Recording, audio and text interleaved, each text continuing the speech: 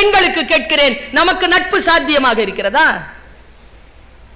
Maximum நம்ம நட்பு எவ்வளவு தூரத்துக்கு போவோம்? கல்யாணம் வரைக்கும் தான். அதுக்கப்புறமா பக்கத்துல வீட்டில் இருக்கிறவங்கள நட்பு வச்சுக்கணும். அதுவும் லேடிஸா பார்த்து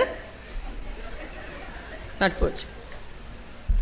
நட்பு எங்க பெண்களுக்கு சாத்தியம் கிடையாது. ஆண்களுக்கு சொல்கிறேன், ஆண்களுக்கு பல்வேறு விதத்தில் நட்பு இருக்கு. ஒவ்வொரு களங்களிலும் நட்பு இருக்கு. முடிந்தால் இது உங்களுக்கு தான் பயன்படும், எங்களுக்கு கொஞ்சமா தான் பயன்படும். இயல்பிலேயே நாங்கள் அவ்வளவு ஒன்றும் நட்பாக இருப்பதில்லை. சமூகம் அப்படி இருக்கிறது. எப்போது பார்த்தாலும் நிரந்தர கோபத்திலும் நிரந்தர சோகத்திலுமே இருக்கிறோம். இங்க எங்கிருந்து வர்றது நட்பு? ஹூரிங் அப்படிங்கிற ஒரு சொல், சைக்காலஜி, ஒரு உளவியல் புத்தகம். ஹூரிங் அப்படிங்கிற சொல்லுக்கு என்ன அர்த்தம்னா, நான் வரேன் இந்த நட்புக்கு வரேன், இதை சொல்லிட்டு வரேன். ஏன்னு ஒருத்தர் இருக்கிறான், பின்னு ஒருத்தி இருக்கிறா. என்ன ஒருத்தி, அது ஒருத்தனாவும் வச்சுக்கோங்க, இல்லை ஏவையும் ஒருத்தியா வச்சுக்கோங்க. நான் என் வசதிக்கு சொல்றேன் ஏ பின்னு. ஏவும் பியும் நல்ல நட்போடு இருக்கிறாங்க.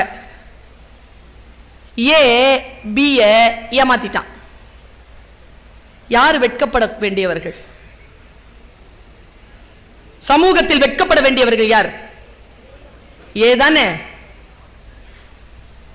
அவன் உங்களை ஏமாத்திட்டான், உங்களுக்கு புரிஞ்சு போச்சு, அவன் போயிட்டான். அவனுக்கு உங்கள் தேவை மீண்டும் வருகிறது. உங்கள் பலவீனம் அவனுக்கு தெரியும். அவன் மீண்டும் வருகிறான், மீண்டும் வந்து உங்களிடத்தில் நட்பு பாராட்டுகிறான்.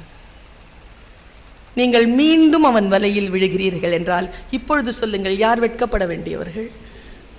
பி. இதுக்கு பேர் ஹூவரிங் என்று சொல்லித் தருகிறது எனக்கு புத்தகம். ஐ ஸ்டே அலர்ட்.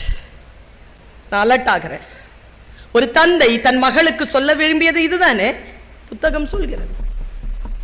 ஒரு தாய் தன் மகனுக்கு சொல்வது இதுதானே புத்தகம் அது எனக்கு சொல்கிறது. நான் ஏமாறாமல் இருப்பது எப்படி என்று எனக்கு சொல்கிறது. நான் இப்பொழுது சமீபத்தில் சில விஷயங்களை மக்களுக்கு சொல்லிவிடவே வேண்டும் என்கின்ற துடிப்போடு இருக்கிறேன். சில விஷயங்களை சொல்கிறேன்.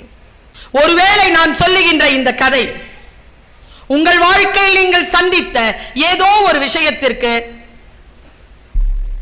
சாட்சியாக இருக்கலாம். விழித்துக் கொள்ளுங்கள்.